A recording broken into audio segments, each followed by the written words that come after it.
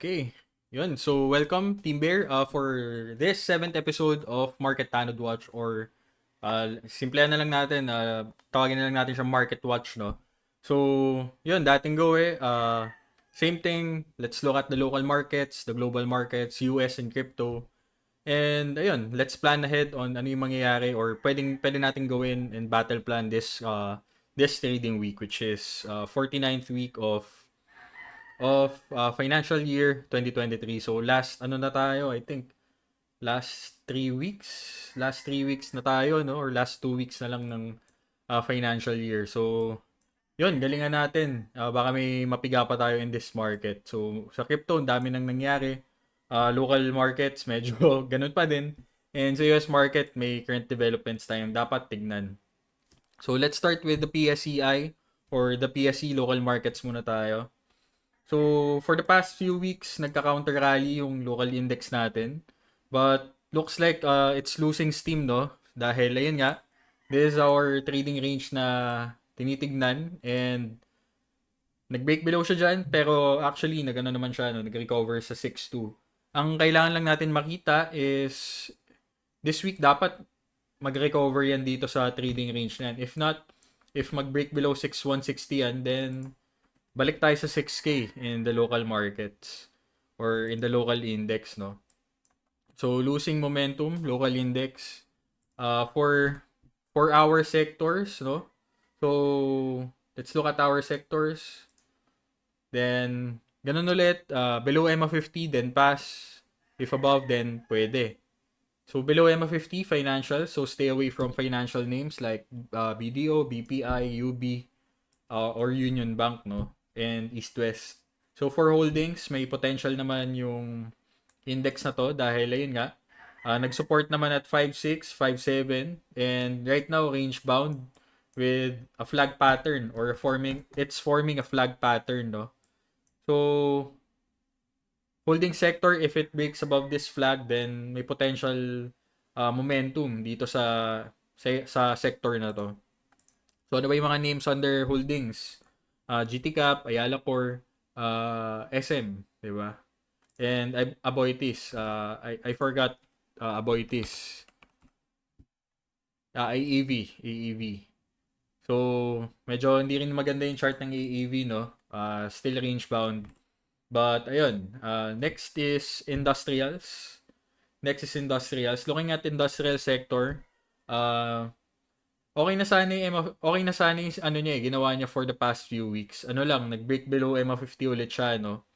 And mukhang hindi niya na-sustain tong ano na to, tong trend na yan. So, may na-form kang trend line dyan, hindi nag-support. So, yun, medyo alanganin ulit industrial sector.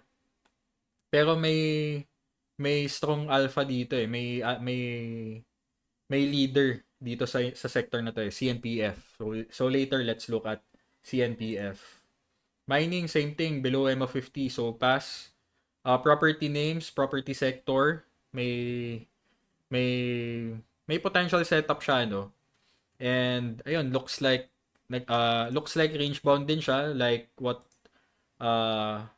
holdings is doing, pero dito nagta-tighten siya, no, on this upper trading range.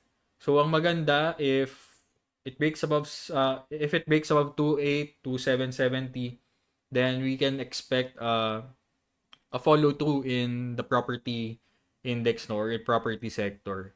Next resistance area, possibly at this level, next key level. So 3096 or 3,100. Sarado na lang natin na 3,000 pesos.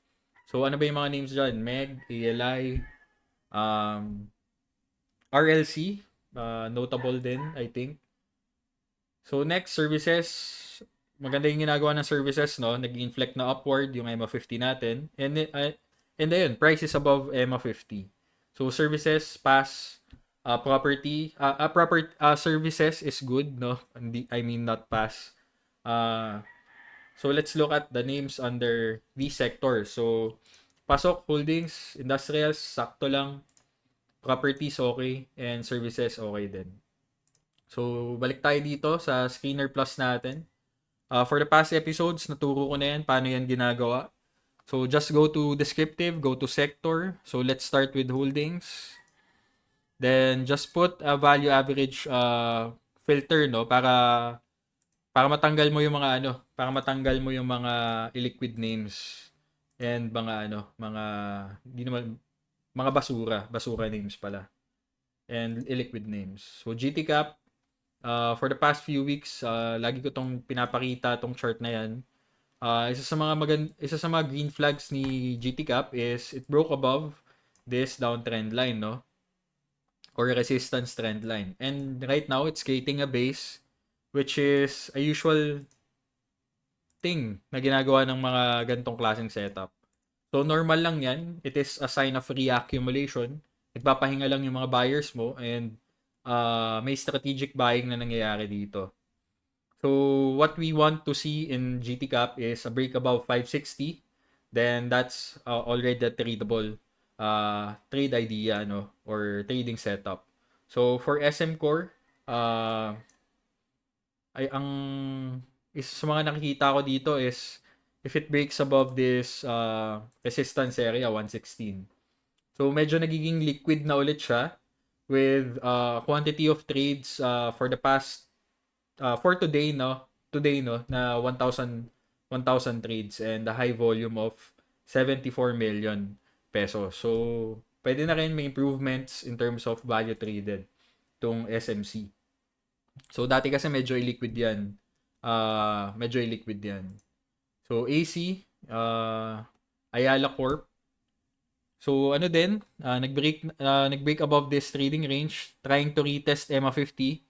So, if gusto mo talaga tong AC, a break above 665, then pwede swing trade lang to 700.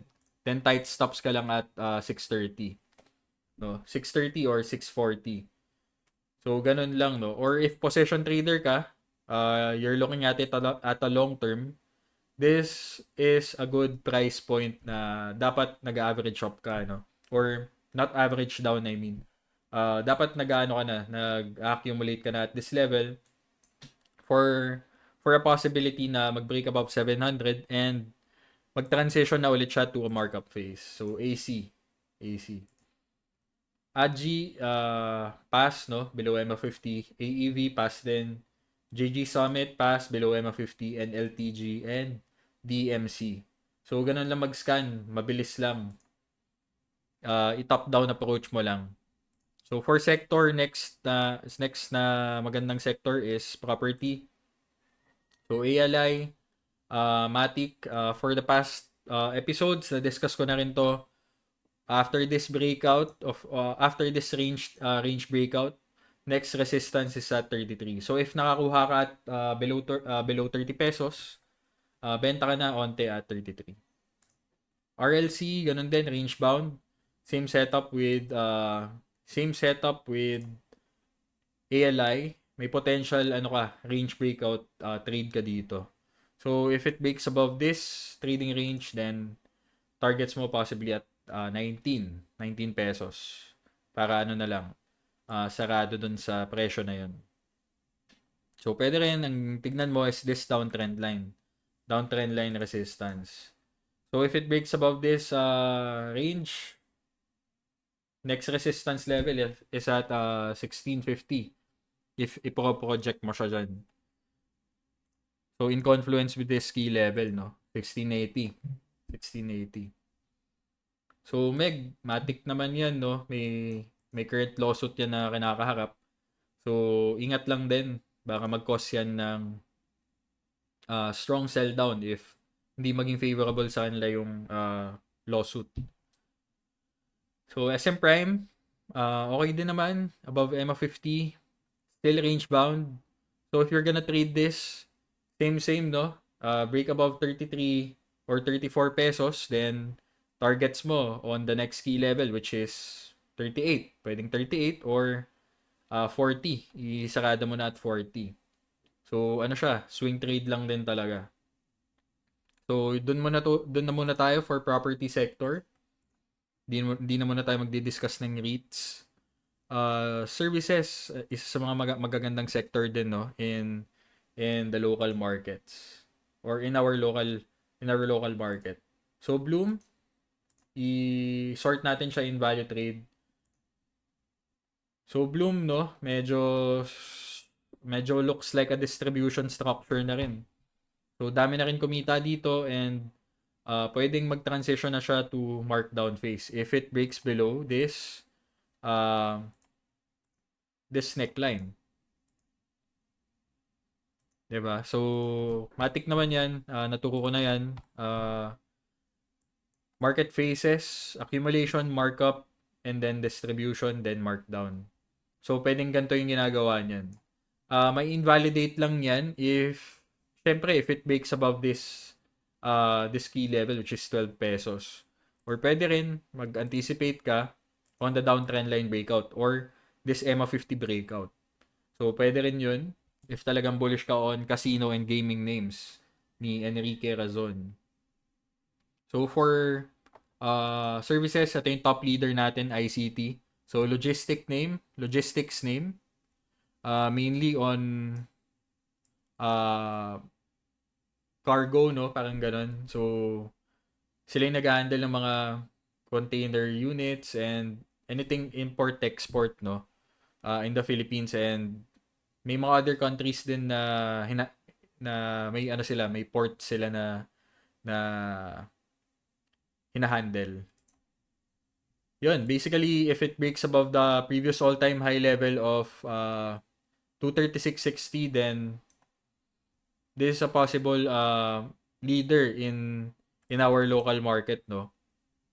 So basically, na-discuss ko na yan for the past few episodes na this is a range na if mag-break above yung ICT dito, most likely mag all-time high ulit tong ICT, no?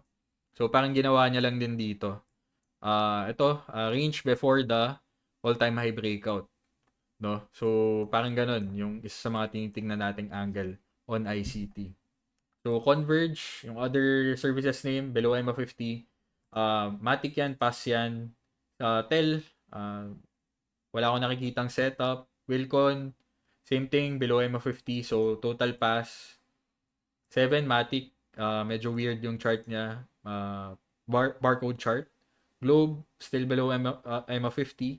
Seb, same thing, below EMA 50. And Robinsons, RRHI. So, ano pa ba yung mga sectors na hindi natin discuss? So, industrials pala, hindi natin na-discuss. For industrials, ang tinitingnan lang natin dito actually is, sige, sort natin in year to date. CNPF and GFC lang actually. So, CNPF, broke above all-time high or at all-time high level na rin, halos. So, if it breaks above 33.12, then new high na naman siya. Past episodes, na-discuss ko din to, this is a range na if CNPF breaks above this trading range, then this is a tradable idea. So I hope may mga nakahuli sa inyo netong CNPF. Ang kailangan na lang natin tignan dito is dapat ma-hold tong 32 pesos, no, or kahit itong 31 pesos. So if it breaks below 31 pesos and ang gawin niya is mag-slam dunk ulit siya papunta dito, this is gonna be considered as a bull trap. So I think hindi naman, no, dahil meron tayong high volume breakout dito then nag-retest na siya. So I think dapat hindi na to mag-retest. If mag-retest man yan, dapat sa 31 pesos lang. So that's CNPF. For JFC naman, range bound for around 2 years na rin halos. Mid-2021 hanggang ngayon, range bound pa din. But looking at JFC, recovering above EMA 50 na siya and 50% of this trading range.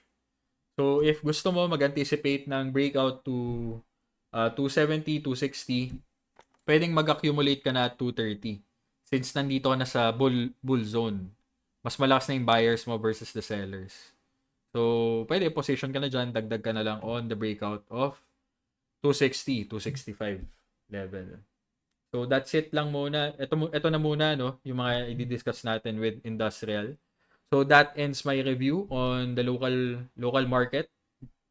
So basically, ang mga sectors lang na tinitignan natin is holdings, industrial services and property.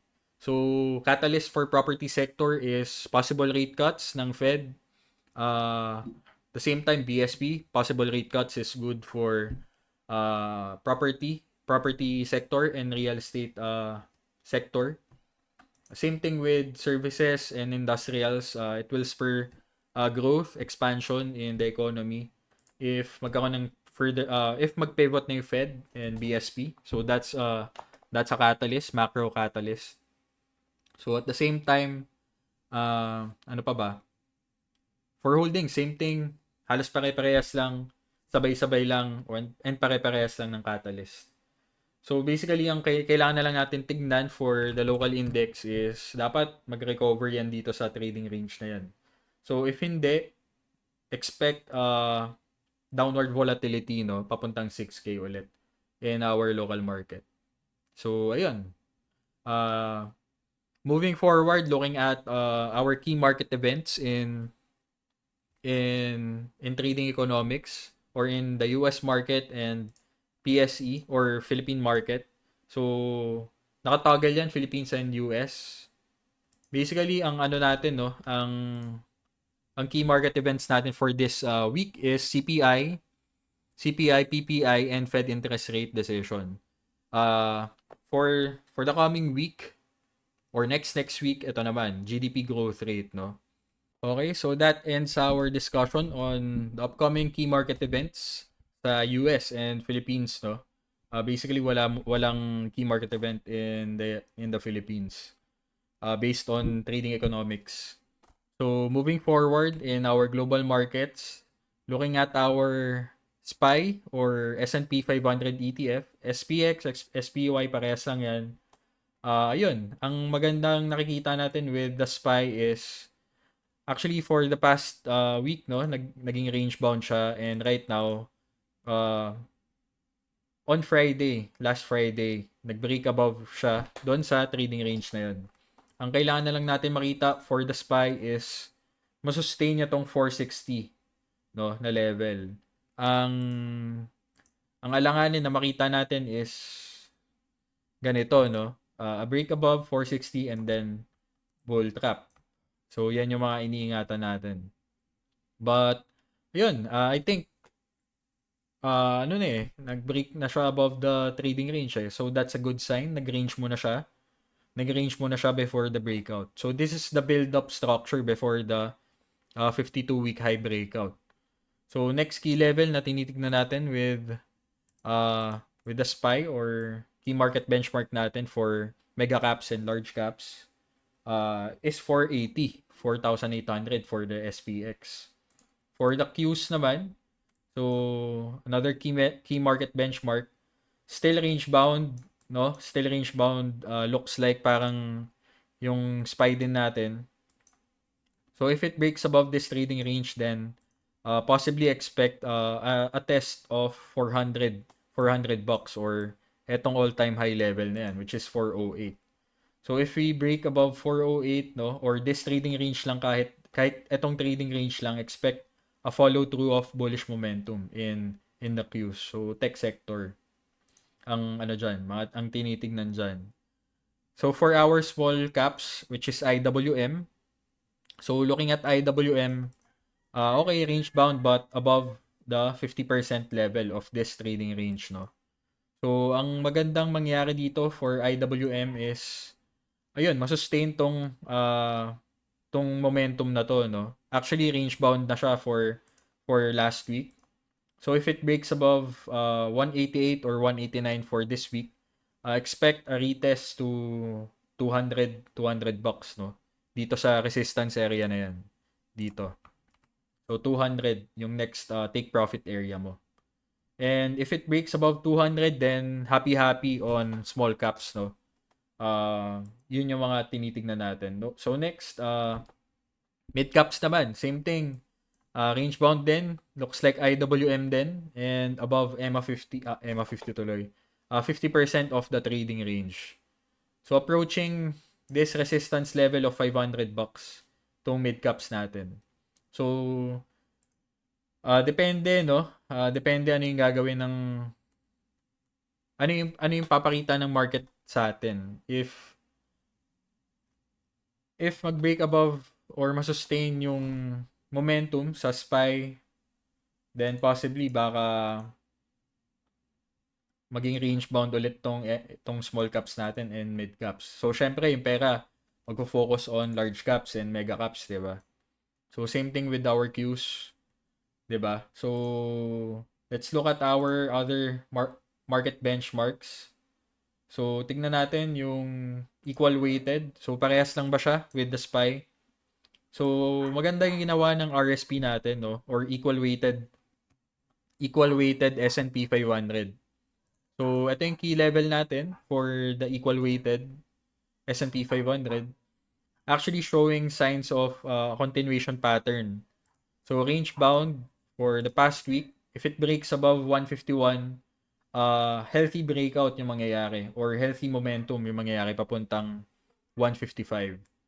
So this is a good sign na nag-rally yung equal weighted natin, and halos na-outperform niya na yung market cap weighted S&P 500. So same thing with our equal weighted Qs. Also range bound and possibly will try this key level, which is $80. So okay. Moving forward, sige, tignan natin yung global liquidity levels natin. Ito na muna, Fed liquidity level natin. So, medyo red flag lang yung nangyari last week. Actually, tick downward, no? Tong liquidity level natin. So, possibly baka nag-resist at this key level, which is 6.3 trillion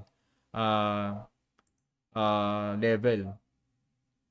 So, ang ayaw natin makita with our global liquidity benchmark is magkaroon ng parang bull trap at this area. If hindi niya masustain tong 6.1 trillion or 6.10 trillion, then baka maging risk of environment ulit tayo.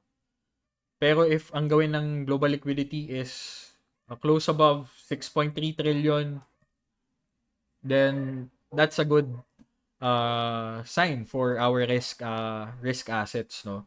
Magiging tailwind to for our risk assets na mag-rally. Yun. So, looking at the TGA or Treasury General Accounts, so draining siya, net draining siya. So, that's good for liquidity. If nagde-drain yan, then money is flowing back to the economy and financial markets. And, ayun, same thing with the reverse repo market, no? So, net draining siya. So, that's good dahil pera is flowing back to the financial markets and real economy, no? So may 800 billion pa dito sa reverse repo market. So if madrain na yan, then baka doon na magkaroon ng issues with liquidity. We don't know, hindi natin alam. Pero global liquidity, which is considering European Central Bank, Bank of Japan, and People's Bank of China, the same time, same with consider din yung Fed liquidity. What's good with this signal is nasusustain niya naman tong 25 billion na area. Ang ayaw sana natin makita is bumalik siya dito sa 24.5 trillion na level. Okay, so that ends our watch in our liquidity benchmarks. Moving forward in our other liquidity benchmarks, which is our DXY, basically it's trying to counter rally, no, or it's counter rallying papuntang 105. So pangit if mag-counter rally dyan and then break above 106. So a strong dollar is bad for equities basically and crypto assets, no, or in crypto. So what we want to see is, ayun nga, nagja-channel siya. A break below this channel is good for risk assets. So that's the XY for our 2-year notes or 2-year bond yields. So maganda na nag-break below na siya dyan sa channel na yan. Same thing, strong yields is bad for equities. So ang gusto natin makita for the US 2-year bond yields is mag-break below 4.5%. Same thing with our TNX. So maganda naman yung ginawa ng TNX or yung 10-year treasury note yield, no. Nag-form siya ng bull trap. Form siyang bull trap, break below that, trying to retest lang, then maganda if mag-ano na yan, mag-decline na siya papuntang 3.3. So for our US oil, same thing. Ang maganda sa ginagawa ng US oil is, yun, syempre bumabagsak. A declining US oil, a decline in US oil prices is good for risk assets. Kaya din siguro nagiging range bound lang din yung key market benchmarks natin, no? Dahil parang nababalansa siya ng US oil prices. So that's a possibility or isa sa mga reasons. At the same time, yun nga, isa sa mga key reasons din, baka ina-anticipate nila or tinatry nilang mag-risk off muna sa CPI news and Fed interest rate decision this week, no? Kaya tayo range bound. So, depende sa news tomorrow if ano yung maging reaction ng market. So, expect volatility talaga this week. Pwedeng downward volatility, pwedeng upward volatility. Tignan natin. So, basically, no, moving forward, looking at our top 15 market groups. So, ganun pa din. Blockchain is leading, home builders, uranium, dahil ayun nga, increasing prices in uranium commodity. IT, software and services na related names. Yan yung mga leading right now, no? Retail, transpo, industrials, and water, aerospace, and defense. Ito yung top 15 market groups natin. So, looking at our market swing monitor, looks like maganda naman yung 52-week high data natin or net 52-week high data, 52-week high and low data. 20-day high and low data is also good. Still increasing or accelerating on the upside. Kumbaga etong mga market breadth natin na tinitignan na yan, importante lang na at the green yung mga yan. And hindi siya nagpa-flatline. Ang ano lang natin, yung cumulative 52-week high-low data natin. Parang flatlining lang din siya. Well, actually, syempre 52-week high data yan eh. Unti lang talaga yung nagiging breakouts dyan. But, ayun, in our short-term momentum, weekly momentum or weekly performance ratio is in the green. Daily momentum ratio is medyo choppy. Medyo choppy territory siya. Monthly performance ratio is good. Daming names na up more than 20% this month. So that's good, no? Generally, looking at our market swing monitor, mukhang healthy naman yung market momentum natin. So, ayun, moving forward, looking at our market groups. So, syempre, as always, let's look at the top components. Ano yung may mga magandang setups or emerging setups kumbaga, no? So basically, mga nag-rally na to, etong mga top 2 market groups na yan. So tignan natin MSTR, no? So MSTR, so MicroStrategy. So nag-rally na yan, pero expect a pullback today dahil pangit yung nangyari sa crypto today, no? Medyo nagkaroon ng malaking pullback talaga. Break below 40k yata or niretest yung 40k. But, ayun, for the past episodes, I was discussing MSTR as meron siyang pennant structure na pwede mong i-trade. Right now, ang kailangan na lang gawin yan is masustain tong area na to. 570, I mean. 570. Then, next key level is at 780 or tignan natin based on volume profile, ano yung makapal na area. So actually, makapal tong 630. Madaming ipit dyan na pwedeng mag-break-even sell. 'Di ba? So mga break-even sellers will possibly become a factor of price resistance, no? So MSTR coin, sige tignan natin yung coin. So coin nag-rally na rin. So expect a pullback today din, no? Actually pre-market 140. So tignan na lang natin if ma-hold niya tong 130 area na yan or 130 level na yan. So range bound, no? So nag-range na rin siya. So baka ang gawin yan, mag-create yan ng continuation pattern tong coin. So wala na tayong ibang titignan dito. Galaxy, sige. Although medyo yun nga, small cap din to. So downtrend line breakout, nag-range, then right now ang kailangan natin makita is a break above 10.32 or $11. So that will trigger a momentum rally papuntang 14.24. So ito yung next key level natin. So yung dating support will now turn resistance. At the same time, may gap ka dito. So Galaxy. So for home builders, ito yung mga key names na tinitingnan natin. For the past few weeks, ito yung leader in the home builders, no? Home builder sector, DHI. So right now, wala lakas ng momentum, wala pang emerging setup actually. Pwede a possible retest papuntang 131, but baka next week pa yan or for the next coming weeks pa yung pullback na gagawin niya. Or pwede rin continuation pattern at 140. 140. So saan ba yung next target na ito? So possibly dapat mag-consolidate muna to. Or at least mag-consolidate or pullback muna yung DHI. Len. So same thing. Same setups. Ang pinapakita ng mga names under home builders.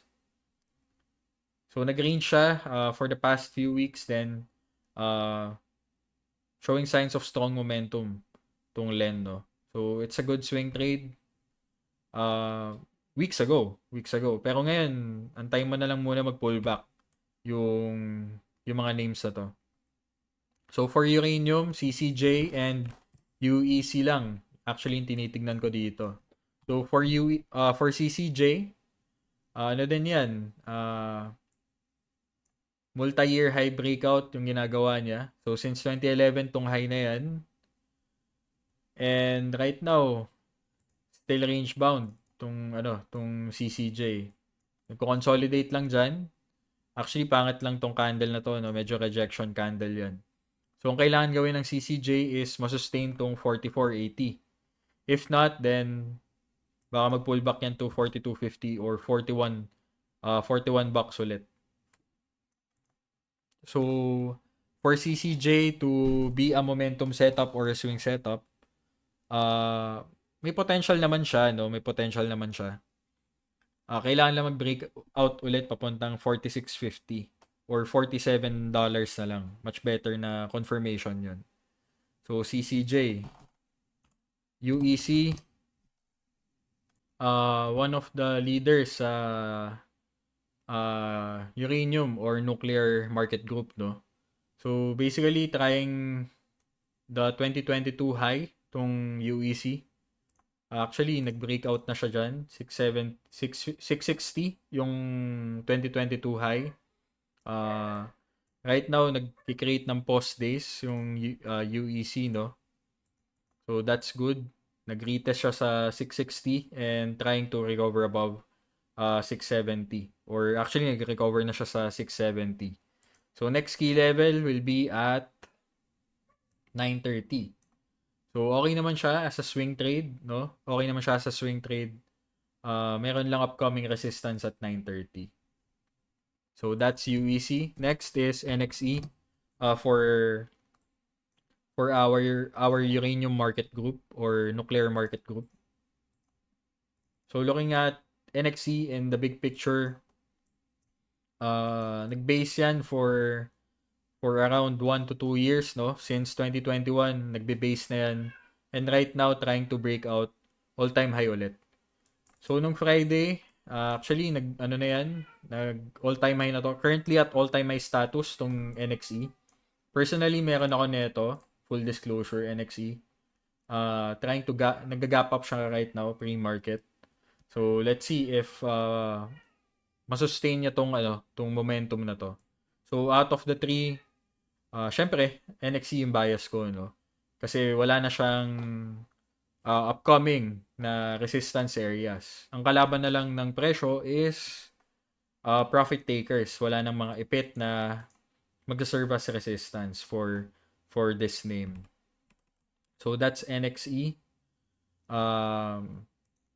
For ano naman, for the tech sector, etong kahit eto pag samasamahin mo na 'yan, may mga merging setups ba for Nvidia?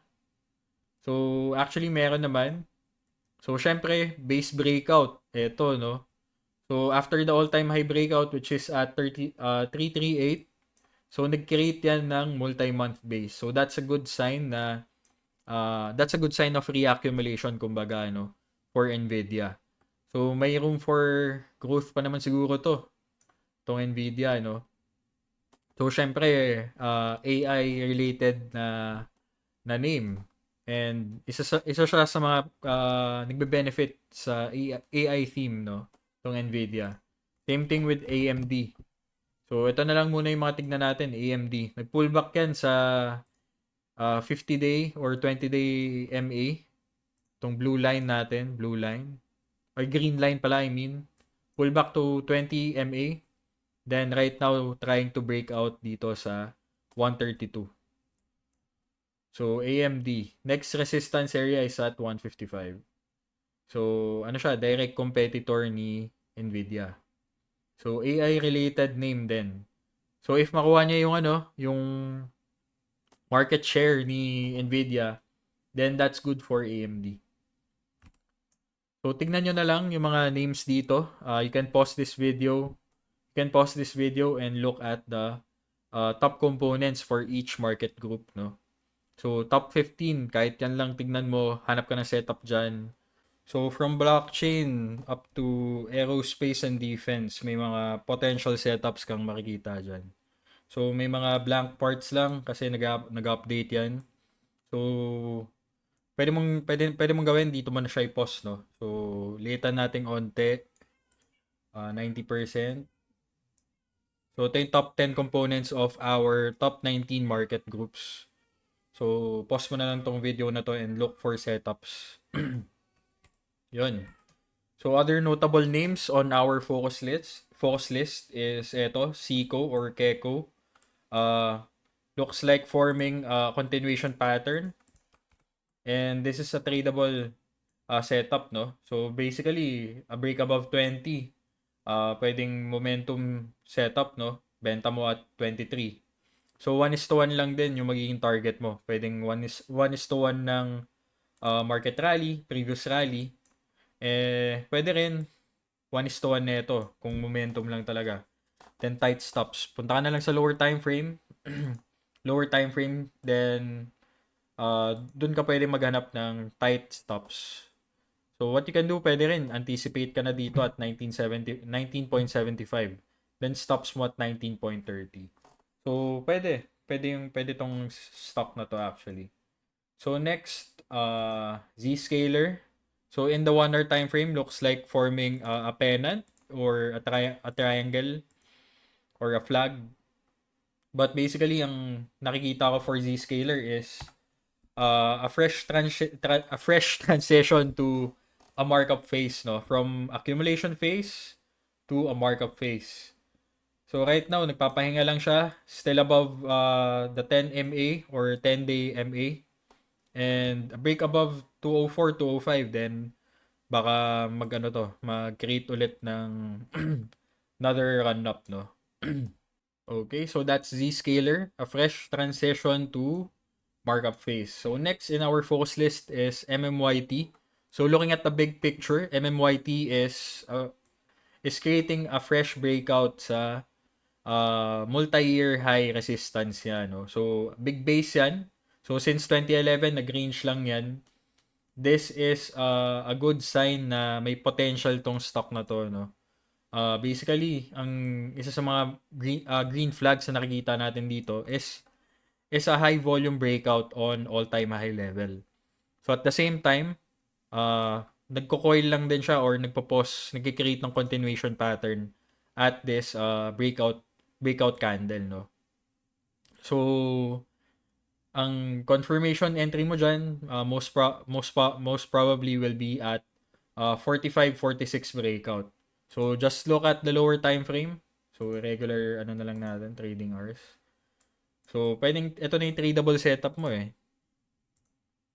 A resistance trendline breakout and then a tight stop at 42.85 or 42.80.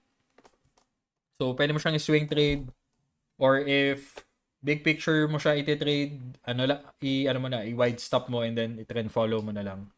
So depende sa kung ano yung play mo talaga no in the US market or in US equity. So same, one of our top names in our focus list is Path, no. So good earnings reaction with a high volume breakout on the resistance level. So this is our multi-month breakout, or actually ito na yung 2022 high niya, no. So this is your accumulation range na dapat ayun nga mag-breakout siya to transition to a markup phase. So right now, what Path is creating is a continuation pattern, no. An inside bar on the breakout day. So this is your breakout candle, a high volume breakout. Nagko-consolidate lang siya inside that. So this is a good setup actually, no, in Path kasi very tradable siya, madali siyang i-execute. So break above 25, 26, then stops mo at 22, 23 area. Valid swing trade entry and exit points na yun. Exit at cut loss level. So targets wise for Path is looking at the big picture, ito yung IPO mo, then nag-downtrend. So 1:1 yan is at so intermediate term target is at 35.50. So 1618 level yan. And 1:1 na itong base na yan is at $50. So if ito yung target mo, you have an upside of 41%. At this level, 88% upside. So may potential tong stock na to. So move up natin siya, tong dalawang to. So next, LOPE. So same thing, no? Isa sa mga emerging teams din recently in US equities, no, is yung Eduk or EdukTech na market team or market group. So LOPE is an EdukTech a company. So nag-base yan since 2019 and right now transitioning to a markup phase. Ang red flag lang na nakikita ko is a low volume breakout. So ito yung breakout candle mo, no? So ito yung breakout candle mo. Hindi niya napantayan yung previous volume spike levels niya, no. So ideally dapat at ito yung volume na makita natin eh, or at least 3 times ng average volume. So halos 2 times or 1.5 times lang siya ng average volume, no. So let's see if masustain niya yung momentum for LOPE. But ayun, looks like forming a continuation pattern as well. An inside bar, not a perfect inside bar, but a continuation pattern, no, above the previous all-time high level. So this is a good setup na rin. Ang pwede mong gawin is a buy on breakout at 141.60. So yung high na to. So break above this candle high, pwedeng maging entry point mo yun, then stops mo at 137, 138. So tight stops lang din. So 1 hour time frame, no? Ano ba yung market cap nito? So nasa ano to? Small to mid cap tong LOPE. So next in the EdukTech space is Coursera. So let's remove our drawings. So in the daily time frame, no, ang isa sa mga parang same structure lang din ng LOPE, although ito coming from accumulation at the bottom.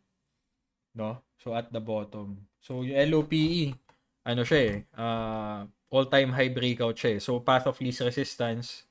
So mas maganda yung structure ng LOPE versus Coursera. Pero looking at Coursera, um, pwede mong antayin dito is a pullback to $20 or $19.50. So, previous range breakout. So, ito yung range mo. This is your trading range. A pullback to 19 is a possible entry point. So, may resistance ka pa actually na tatamaan dito for Coursera sa $23. So, that's a resistance level, a key level. So, sige, tignan natin yung iba. Actually, Meta, may setup din to actually. So, mukhang imperfect retest siya, but looking at Meta, no, nag-pullback siya sa 50 MA and that was a good reaction sa 50 MA. So, it recovered above the previous multi-month high of October o at $330. So, key level yan. Nag-break below but recovered above. So, that's a good sign. No? So, pinapakita lang ng buyers na may lakas sila for this stock or may interest talaga sila in this issue. So, next, Intel, no? So, same structure lang din. From accumulation, transitioning to a markup phase or transition to a markup phase and pulling back to the 20-day MA. So, isa sa mga gusto natin makita for INTC is a recovery above $44. So, a break above 10-day SMA ulit. So, that's a good setup na pwede mong i-trade for INTC. Another name in our focus list is special mention of Credo or CRDO. So, ano naman to, no? I think China-related name to. But basically, it is in a base and nagko-consolidate siya near all-time high level. So actually, pre-market 19.31. It's gapping up. Post-earnings drift yung nangyayari. So maganda if ang gawin nitong Kido is mag-breakout dito with high volume sa $20 level. So, yun. Isa to sa mga tinitignan ko. Credo. So, Mongo, DB. Well, pangit ng pullback niya, no? But, pwede antay tayo ng reaction dito sa 50 MA. Yun. Another name na tinitignan natin is VRT. So, all-time high breakout yung ginawa niya. Nag-coil lang ng saglit. So, this is your base. Nag-coil ulit. After this base breakout. Then, right now, it's at all-time high itong VRT. So, sayang na iwan lang ako on this stock. Hindi ako naka-entry last week for a swing trade. Dahil ayun nga, medyo overstretched na rin yung market breadth natin. So, I'm expecting a pullback in the US market actually. So, moving forward, sige, tignan natin other names in our focus list. So, DraftKings, pulling back papunta dito sa previous multi-month high netong trading range na yan. And approaching 50 MA. So, MU, sige, tingnan nga natin MU. So, nag-pull back siya dito sa previous high niya or previous trading range high niya. So, what we can wait for MU to do is a break above 77. If valid pullback tong ginagawa ni MU. So, ABGO, Broadcom, nag-retest lang siya. Then, right now, trying to break above ulit dito sa 20 MA. So, pwede rin naman yung ABGO. Okay, so that's it muna for US equities. So, very simple lang. Look for swing setups na at a markup phase or nag-form ng continuation pattern. So, very basic lang yan. Ang daming opportunities in US equities. Lalong-lalo na possibly mag-breakout tayo sa trading range, no? Yung mga index natin. Pwede magkaroon yan ng spillover sa mga isi-swing trade mo. Ano na lang, ingat na lang din on position sizing basically, no? So let's move forward sa crypto space. So in crypto, no, BTC muna tayo. Looking at BTC, for many weeks nagrally yan from this trading range. Na-achieve niya na rin actually yung uh, initial target based on this trading range, which is 42K, 43K. Nagkaroon lang ng onting overshoot, then right now showing some profit-taking action. So may strong pullback tayo na experience today, no, in BTC and the crypto space. So laking volatility, lakas ng volatility on the downside. So magandang ginagawa lang ng BTC right now is it's trying to hover above the 50% nitong candle range na yan. So a close above 42K is good in the daily time frame, no, in this issue. So medyo ingat na lang din dahil meron tayong RSI bear div na nakikita. So from this high to this high, it creates a higher high, but in RSI it is creating a lower high. So that signals pent up supply or potential profit taking in the short term, or pwede mag-create ulit ng base or mag-build yan ng base at this level sa 40K to 44K. So ito na yun eh. Ito na yung tinitignan nating range right now, which is 44K and then 40K. So crucial range yan. If ang gagawin ng BTC is mag-close below 40K, then nasaan na yung next key level natin. So let's look at our indicators. So next key level mo is 38K based on the 50 MA. Yan, 50-day 50-day SMA. So 38K. So for ETH, trying to retest the previous resistance. So this is your accumulation range, this is your resistance. It's trying to retest 2,000 level, 2,100 level. So actually maganda yung ginagawa niya right now. Looks like same ng ginagawa ng BTC. It's creating a hammer. A hammer. So right now, ang pinaka-confirmation entry mo na lang dyan for ETH is a break above 2,300 or 2,400 level. So a close below 2,000 area, 2,000 level, or 2,100, then alanganin yung ETH.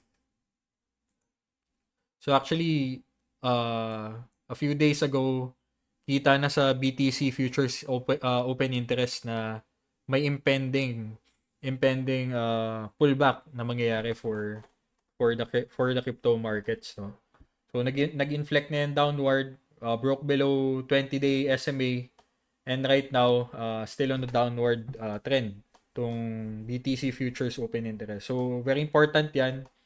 Very important leading indicator yan for the crypto markets. USDT dominance, dami na liquidate, kaya yun, money is flowing to stable coins ulit. Then possibly mag-rotate ulit pabalik to BTC, or pwede sa large caps na, or sa ETH or Ethereum. Pwedeng doon mag-rotate yung pera. So total 3, no? Sa mga tinitingnan din natin, a good retest from this trading range. Same thing with BTC and ETH, no. Ganun din yung ginagawa niya. Nag-create ng parang hammer. Yun lang din. It's forming an RSI bear div. So higher high in price, lower high in RSI. So that's a bad signal for total 3. So Solana, so lakas na rally, no, for the past few weeks. After this downtrend line breakout, tuloy-tuloy na. Then right now, nag-break above naman sa base na yan and looks like nahuhold niya naman tong 65, 60, 66 area. So a break below 66 for Sol, then ingat na lang din. Baka mag-range dito yan. CRV, wala na position dyan. But basically CRV at the daily, it's a downtrend line breakout on accumulation. So transitioning siya to a late stage accumulation. So pwedeng gawin niya is if maging bullish ulit yung crypto space talaga or masustain yung momentum, mag-rally yan to 1.4. So medyo may malaking upside pa naman for this name. May 100% upside pa. So if spot mo siya iti-trade. But in my personal case, swing by swing ko siya tinitrade. So that's pretty much it. Wala tayong current bias in some crypto names. Lalong-lalo na ngayon, nagpo-pullback and may volatility na nangyayari in crypto. So pag ganyan, scalp lang, onting swing trade at the lower time frame, 15-minute time frame. So what you can do is go to your crypto screener in TradingView and then just look for bullish or bearish names, no? So for example dito, I'm using a bullish screener, no? Basically, ang filter ko is eto. Price is above 50 SMA and yun na yung pinakasimpleng filter ko. Above 50 MA bullish. If below, then bearish. So, binibase ko din yan sa primary time frame ko, which is 1 hour time frame. And I'm assessing kung gaano kadami yung names at the bullish filter and the bearish filter. So, in this case, syempre, mas madami yung bearish names at the 1 hour time frame. So, syempre, dapat ang bias natin when trading the lower time frame is go for short setups. So, 1 hour time frame, primary time frame, lower time frame ko is 15-minute or 5-minute time frame. So, a multiple of 4 or 4 to 6 multiple. So, 15-minute time frame. So, if i-short ko tong Kava, so siya may pinakamababang RSI no, sa 1 hour time frame. So, pwedeng gawin yan is mag-follow through on the downside. And this is a continuation pattern. So, if te-trade ko yan, stop market order below 0.76, then target ko simple lang at 0.71. So, ganun. So, syempre, titignan mo din yung daily. Nasa key level ba siya? Actually, nasa nasa AVWAP resistance. So, right now, if i-short ko to, most probably papuntang 0.70 lang. 0.69. Which is this swing low, no? This swing low. 0.6950. So, simpleng swing setup lang siya. So, if te-trade ko to, momentum short, targets ko at this level, stops ko at this level. May 3-to-1 reward risk ratio ako. So, that's a simple process na pwede nyong gawin in the crypto space, no? So, I don't know if that will work for you. Syempre, it takes practice to trade at the short term, no? To trade short-term setups sa crypto. So, yun. Basically, may initial sell-off tayo na experience. This is a sign of a preliminary supply. Isa sa mga silver lining lang dito is it's a low volume sell down eh. Low volume sell down siya. Comparing it to this volume, no? Volume neto mga candles na yan. Although hindi pa naman tapos yan, yung candle na yan. Hindi pa naman nag-start yung US session. later on, malalaman natin ano yung katatapusan nito, nitong BTC and crypto. So, very important na ma-hold tong 40K, 42K level. 50% na itong candle range na yan. If not, then, antay ka muna mag-create ng base, just like this market structure na nag-range lang siya, or pwede rin a pullback, a channel papuntang 37K, 38K. Although medyo malabo na yun. So short term bearish. So syempre big picture pa din. Intermediate to long term outlook ko for BTC is syempre bullish pa din.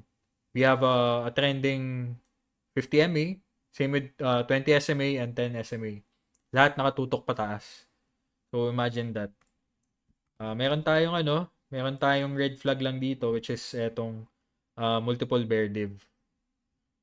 Pero na-invalidate din yan eh. Na-invalidate din yan. So let's see. Let's see what happens with crypto, no? So yun na muna. To sum everything up, PSE, below 50 MA, showing signs of slowdown. And top market groups, holdings, property, industrials, and services. For US equities naman, may mga potential setups, all-time high setups with continuation patterns. For example, Keko, VRT nag-breakout na eh. NXE pa nag-all-time high right now. Meta, merong setup. Credo, may setup din. LOPE, may setup din. Basically, look at EdukTech, education technology names. You can look at Uranium names as well. Semicon and AI names or AI related names. And tech names. Yun yung mga basic. MMYT, special mention. Although tech din yan. So that's it. That ends my session. I hope madami kayong natutunan in this market watch. May mga nahanap din kayong setups for US equities, crypto. Wala akong masyadong pinakita right now. Since short-term scalp and short-term swing trade yung ginagawa ko, baka hindi nyo ma-appreciate yung approach, no? But pinakita ko na rin yung main approach ko in crypto. I hope you get the idea. Try nyo na lang i-incorporate yung setups nyo using that simple process. Okay, so ingat this week dahil madami tayong key market events, which is CPI, Fed interest rate decision as well. Medyo heavyweight yun na news. So right now, if ako yung tatanungin, antayin ko muna interest rate decision tomorrow then doon ako magpo-possession. Hirap kasi pag may upcoming key market event, no? If pangungunahan mo, pwedeng madali ka. So, yun na muna. Ingat kayo and good night. Goodbye.